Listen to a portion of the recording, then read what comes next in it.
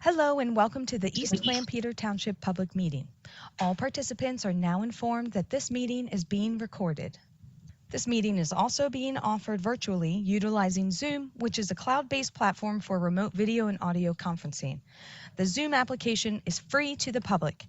The general public is therefore able to join the meeting by connection through the internet or by calling in by phone. The public is also able to observe the meeting on the Township's YouTube channel. Please continue to check the Township website calendar for any updates related to these public meetings. Agendas for these public meetings will also be available on the Township's website. Please be reminded that this meeting is being video and audio recorded and will be posted to the Township's YouTube channel for viewing. The meeting will now proceed with the chairman calling the meeting to order and identifying all other members present in the meeting room and those joining the meeting via Zoom. The chairman will then confirm those members joining by Zoom can be heard. Hey, let's call the meeting to order. Stephanie, we don't have anybody. Okay, oh, good. So, my name is Jim Everhart. I'm chairman of the board, and we have our members today include Chris Creechin, Diane Tyson, Bruce Hess, and Frank Hollingsworth. And we have, Lisa Cleveland and Stephanie Duque here, and Charles Thomas, our Director of Public Works. So, like to pledge allegiance. I pledge allegiance to the hands, indivisible, to justice.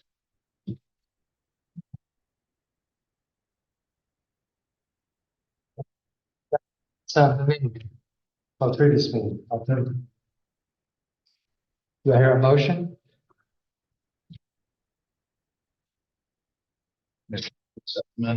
What? Make a motion, we accept them as written. Okay, all in favor? Okay. Public concerns and comments. Does anybody want to? Jim, this is the special meeting. We all have to go. Okay, so one of the things we had suggested was we're going to skip all that. Does somebody want to make a motion that we dispense with the rest of the? I'll make the motion. Okay. Okay. All in favor? Okay. All right. So talk about progress. So yes. Lisa, do you want to introduce this at all? Is this? I can go over it. This is what we discussed last meeting, or this was written up based on what you all had proposed. Mhm. So, in looking at like our current pavilion pricing, residents are paying 85, non-residents are paying 130, no additional cost for sports usage, but you must have a pavilion rented in order to reserve a sport facility. I'm looking at what other areas are doing and looking at the last couple of years, our rentals have actually gone down. The proposed costs are, and looking to see what the usage trending has been according to days of the week and all. Our current what we're proposing is Tuesday, Wednesday, and Thursday, $65 for resident and $85 for non-resident, and then Friday, Saturday, Sunday, Monday, $85 for resident and $105 for non-resident. The uses for the sport facilities would be $45 per hour for each, and the court and field rentals are a minimum of a 2-hour block, so essentially it would be like $15 if you were doing it for 2 hours. And they cannot be rented for more than 3 blocks in one day, so 6 hours. Keep things going. I'll make a motion to approve the park rentals as presented. We have some guests here. Do they have anything to say about this or what? No. We have to get a motion on the board to discuss it first. Okay, so here a second. Okay. All right. Do you want to have a discussion? Do we have anybody who'd like to address the issue at all?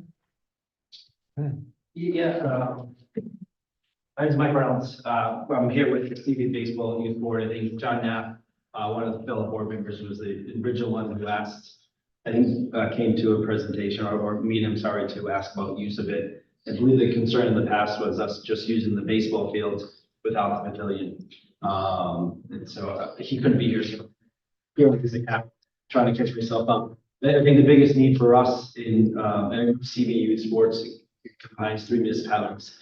We're here talking to one, but we are limited with the increasing number of participants in our programs. We are limited on fields and also on the girls softball board, and we're limited on the fields that we had. So we're just hoping to use fields that are available to us. If there's a rental, we'll figure it out, but if there's any opportunity to get these fields at no cost for the youth of our community, that would be very helpful. I have a question. Is that separate from the group that's already using the baseball fields at Florida? It's all one. It was my understanding that this was, unless there was already something in place that they were, this is kind of proceed what. So we were wanting changes to baseball, Okay. what we've been doing for years. So Lafayette. For not- Okay, but this is just for, so we are a youth association, obviously, but with the number of teams we have, looking for use of East Lampeter. So, Were used as well? Gloria is used, So fields. And with Smoketown potentially obviously not being available to us, with Smoketown not being available to us, with the East Lampeter Town Park would be very helpful for us to have use of as well.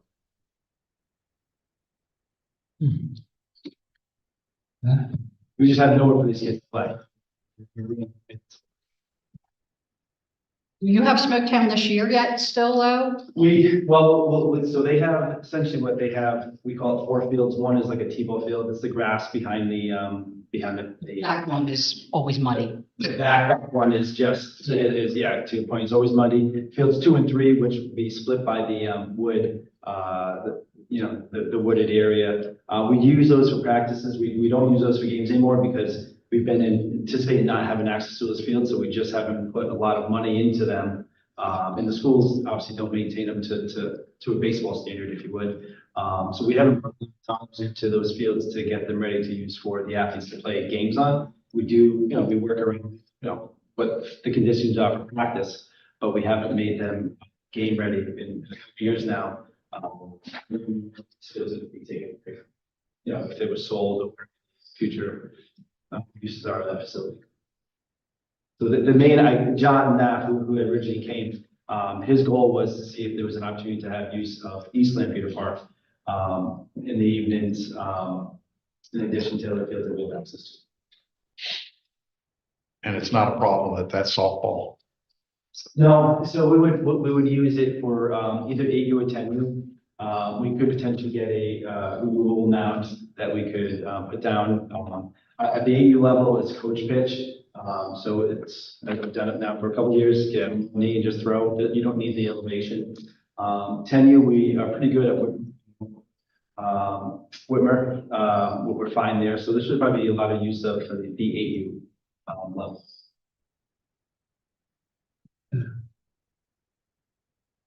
How many days a week were you? We'll take, honestly, I think we take anything. Right now, our practices tend to be Monday through Thursday. And that's through all the age ranges, and then we will play games on Saturdays mostly. Typically, and those games on Saturdays are typically in the morning.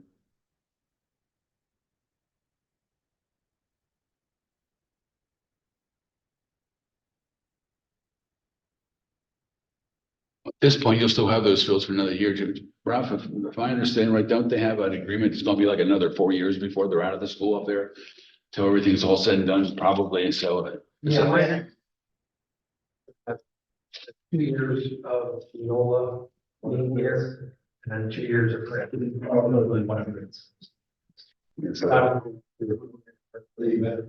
is something that's imperative we have to decide today, but it's something we can think about, but supposedly you'll have those fields. Imagine if the school still has them, you'll have those fields, I would assume, Yes, we just have this week, yes, sir. Yeah. The practice, but I think the idea of, East Lampeter would be for some potential games, being the condition, it's in great condition. You guys do a great job as a town. And so having, even if it's 1 or 2 nights, having access to it for some games would be great. Which months are the? We start playing at the end of April, middle April, and we're done by the first week of June, second week of June. Well, So I'm sorry I was late, but I know you were talking about the changes to the pavilion reservations and the reservations for the ball field and the volleyball court last time, and I assume that's what your discussion was gonna be today. So, and I don't know how much, but they're talking about basically bifurcating, used to be, the pavilion rentals and those facilities went along with the pavilion, so stuff wouldn't really go. I don't know if that makes a big difference, but I guess we could take a look again at the reservation activity and I see. was just gonna say, I think a year, we go with this for a year, see what the demand is for a year. And then if you still need a field in another year, come back to us, then we have some data to go to decide if it's feasible, and if it's feasible for 4 days, or if it's only feasible for 1, 2, 3, what maintenance you would do on the field for the whatever use you're going to get. I mean, so it would have to, the door wouldn't be closed, but I think we would need a year to have some metrics to make a decision. Based on rentals up to this point, Tuesday, Wednesday, Thursday is not our issue. It's at the edges. And if that still holds, again, that may be, So but at least we would know, sure. very little activity Tuesday, Wednesday, Thursday. That would be a target area early on, at least. Yes, I think even Saturday mornings, likely not high demand times. You Tuesday generally run, like 4, Teams? 8. Oh, AU, we've had 5 or 6 the last 3 years. We've been very fortunate. Borders room, we've had a lot more participation. And we have a lot more kids playing in-house, not just travel. So we have between the 10U, 8U, and then T-ball, we've had approximately between 14 and 16 teams the last 3 years. Which is great. It's grown. yeah.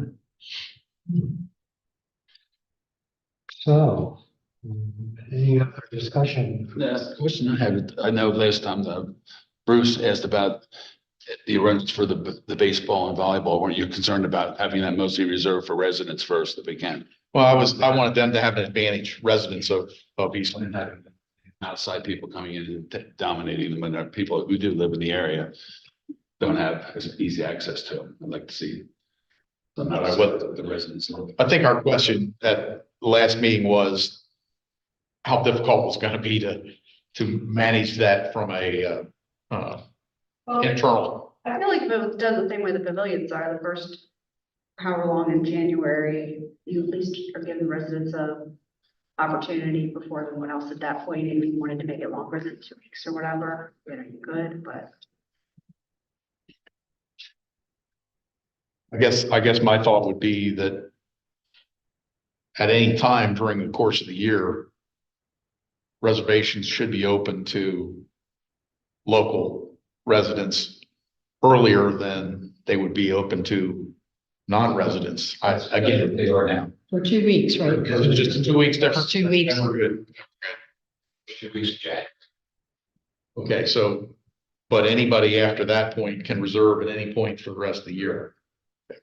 You have a few non-residents that show up in those first 2 weeks. I don't want to sound rude, but they're not sent way there until the company, due to that rule. Well, we're not at the point where we're renting everything possible, so. I guess the only thing I would ask is, I think this achieves the goals that we all said we had. We wanted with this plan, to get, to make it a little more rational than it was before and to get, and to make sure that they were in line with everything else. So, It's cohesive across the facilities, yeah. which is really what we were aiming. Yeah, I mean, I think that's what we were driving for, to make it logical, because it didn't seem that way before. Okay. Another question, it's $25, what other people are charging per rentals for this? I haven't had a chance to look at it, but other parks. Yeah. That was, like, we did the research like 2 years ago on our Yeah. rental rates. That was yeah. So yeah, Paradise is that, I think Manheim Township is that. Yeah, it's for community, the county park, fields are in that price range. Yeah, as I said, I think it achieves everything we wanted to do, so. So, does anybody have anything else? Okay. If they're coming in, they're going to rent these sports pavilions, okay, and if they're going to rent them for a few hours, are they going to be playing games there, like supervised games? Or is this just for rental for recreation? Because like baseball, when you come in, you have to have proof of liability insurance for the township to conduct supervised umpire games at these. What are you going to record it again? With CV baseball every year, they submit a liability insurance paperwork, which covers their organization. Yeah. And the township's named as an additional insurer. Each one of these individual people, if they're having organized games with umpires, like sanctioned games, like BIAA games of any kind, or any kind of little league game, would they have to be required to have that same coverage, or is this just going to be for recreational use without? Well, CV, they're already covered under their policy umbrella. I mean, I'm not sure. Private individuals, We can't. I come in and have, Yeah, we can't issue for liability insurance every time. I mean, that's. Well, I'm not asking for it now if they use the fields. no, but you're not organized games. You're not supposed to have organized umpire games back there. If you have use the games, you're not supposed to be bringing leagues in and play. I'm saying. Well, at least come in, they're coming in and asking for permission first, and that's when we ask for liability insurance. But rent just comes in. So this won't be anything for leagues, like a league's not going to come in and rent every night of the week, every They want day. to Permission and there's no rent. But if we get to that point, yeah, then they're gonna have to produce liability insurance. Yeah. But if it's your local resident, it's gonna be the Hatfields against the boys. I can't reach out for that. It's- I think I was Mike Thornton, supervisor resident. I think the understanding would be what somebody came in and said, I want to have, Yeah, there's an organization that would come in and have a tournament, maybe it's a fundraiser, something like that. So Charlie, they would have to produce something like that. Family, a private person, they would just. yeah, that's right. It's a party. Organizations, and No, because once organizations know you have the facility, then they're going to be, yeah. We have now, yes. Getting hurt and trying to come back on you. I had one question on baseball. What do you attribute the increased participation? The boards, thank you very much. Outreach, just trying to get more kids to participate. I think we've seen a growth in a lot of our programs, even on the girl side, softball and now basketball on both sides. So just think the boards have gotten younger. It's not just, I'm not originally from here, I've lived here now about 6 years, but typically the boards are made up of parents who had kids that are older on the travel side of it. And now we're getting more participation from individuals that have kids on the younger of age who are just starting the program. And that helps spread the message, right? Just getting the word out. The schools have been I will also say the schools and principals have been very supportive of getting that information. Right. Yeah, so when do you have signups where this is how many players we have? So both baseball and softball opened November 1st, will close in the middle of January. Okay, so you know your numbers and you'd have a normal attrition, maybe people that sign up and show up. You're confident you need the field. If the growth continues the way it has, yeah.